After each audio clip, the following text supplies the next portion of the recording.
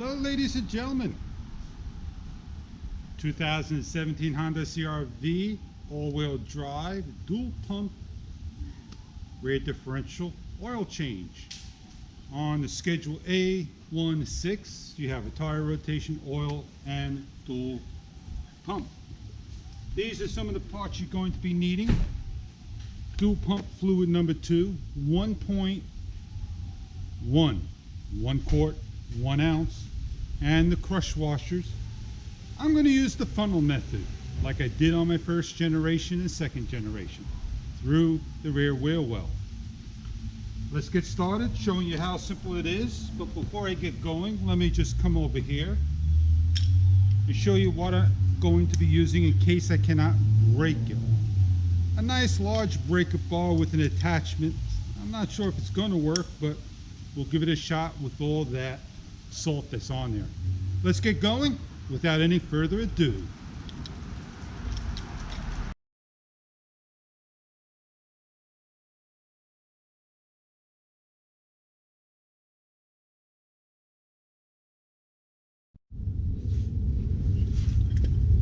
I hope everybody can see this nice and clear. I may be on the wrong angle to get this off. Lefty loosey. This is the socket, 3/8. I'm going to see if I got enough clearance. I may have the wrong piece that will go in there. And I do. No, I don't. I'm going to see if I have enough strength to break it.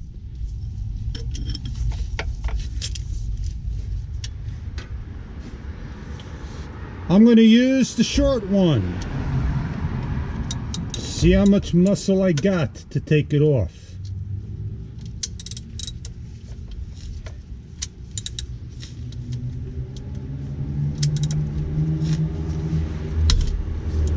That wasn't that difficult.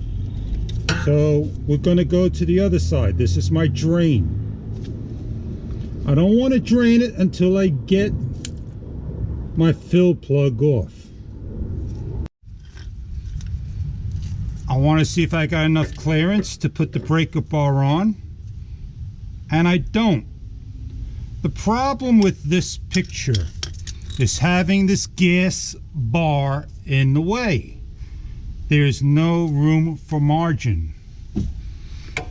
So let's hope that this one will get in there and do the same job. I have to pull towards me.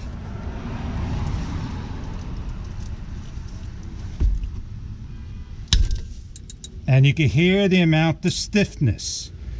30 pounds of torque pressure.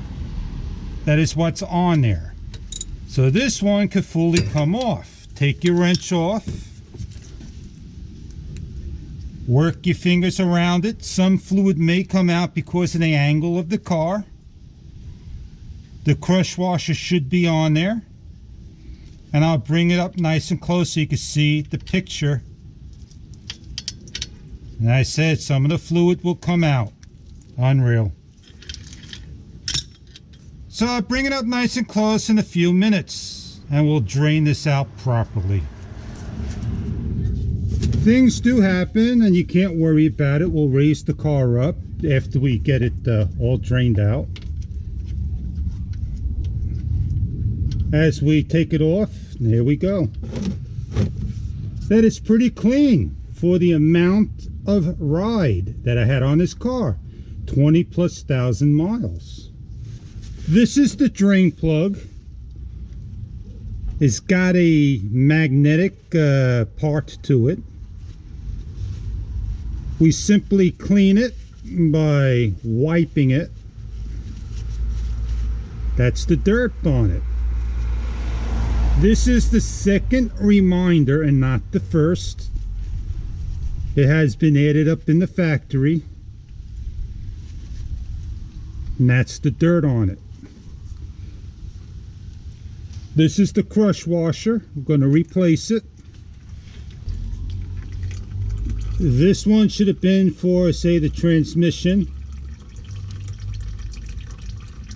It's a little bit bigger. So I'm going to have to reuse my crush washer.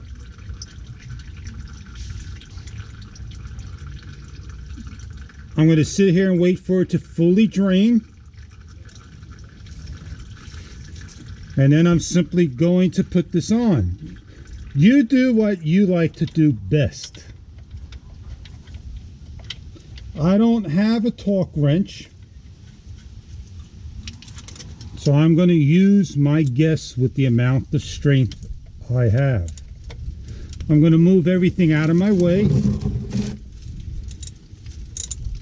and I'm going to hold on to the car and the wrench, which I called a wrench. It's a socket. It's a ratchet. That should be about 30-pound torque. I'm going to clean it up and proceed to the other side. And that should be right about here, and take it off. So I'm all ready to make my fill, and let's put in the funnel. Oh no, I hear everybody saying it. I'm reversing my car.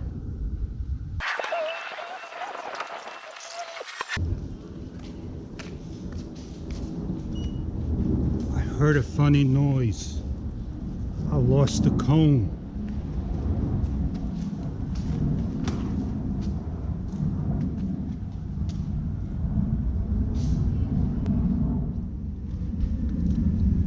I placed my funnel. I simply just let it slide through, and I go to the bottom and look for it. I slide my funnel to the opening, and I make sure this is in there. Now I start to go to the other side and present the fluid in. This probably takes just about no more than 5 minutes to do, believe it or not, from start to finish. And this is probably the hardest part right here, is making sure that I got everything in. So let me just double check. Give me 1 second. I'm good. I got plenty of room with the funnel, and I'm going to slowly add in. I did this with my Gen 1, my Gen 2, and the fluid was dirty. This has just a clear look to the fluid. Take your time. I got just a little bit left. I'm going to look underneath. I'm good. I'm going to pour the rest in. And it does got a pinkish hue to it, believe it or not. So it's not fully clear. I'm not sure if you can see the rest of the fluid going in, but we'll get underneath there to make sure it all goes in correctly. You can sit here all day and get all that fluid in. I'm not going to bother to get more than 1 quart in because I left some in. So as I back out my hose, I'm all the way upside down. Some of it should come out of the tubing.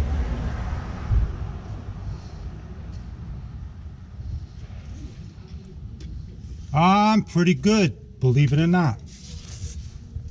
I grab my used washer and used plug, and I'm going to have to clean this up. I'm working upside down and backwards, so please forgive me if it takes me forever to get this on. Get yourself a torque wrench at 30 pounds. Put this back on. We are officially with new fluid. Put in your ratchet and start to tighten up. Good grip, good amount of pressure. That is tight. clean all this up and we'll have a final talk. But before we do all this, and we're cleaning it up like I said and promised, I want to show you how to reset your maintenance minder. I just had to lift the car without a jack, not the safest thing in the world, but within 2 minutes, I'm all done.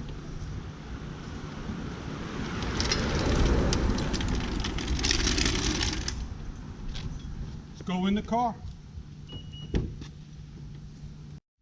I do apologize if the sun's in your eyes and you can't see the screen and the noise that everything is being made out there. So I'll close the door and we'll push the car to the accessory. You can see that the car comes on and it says the door is open and we got an important information there, maintenance due now. So we come over here to the home screen because that's where we want to clear everything, and we come to the settings. People say this is awfully slow. Go to the vehicle, and I'm looking for a particular area called maintenance information. Oil life 5%. I had another 50 to 500 miles ago, whatever. A16. A is engine oil, doesn't say oil and filter, so people are going to argue this point. And 1 is tire rotation, which I did, and 6 is all-wheel drive oil. So how do we clear this? Simply press select. You're done.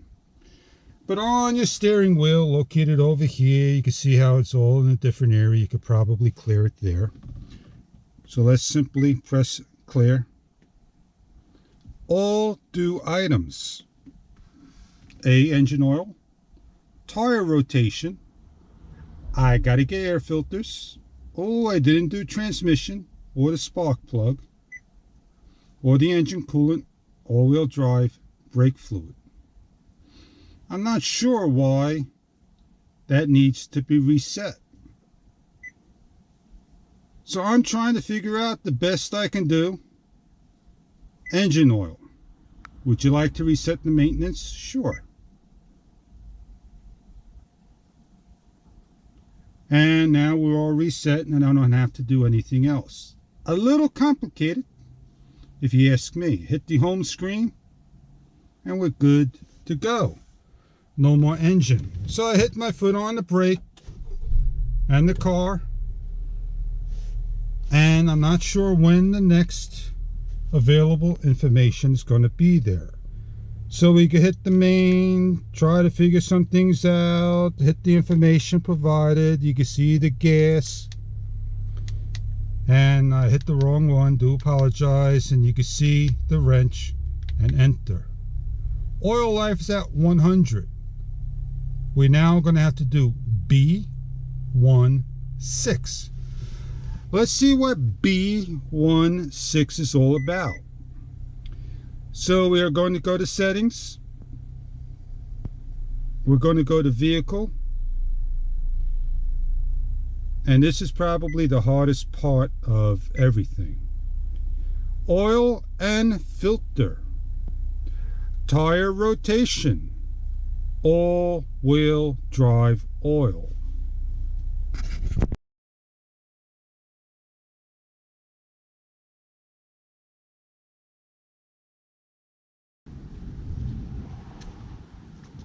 Why do we have to do the all-wheel drive oil the next time? Could it be me not resetting the information correctly? Or is it a sales gimmick that you now got to do it for the next time? Or was mine in there for an existing code? That is the part that we have to think about. So when you have your maintenance minder telling you what to be changed, you need to keep your own personal record of what to change. I will change my oil filter always.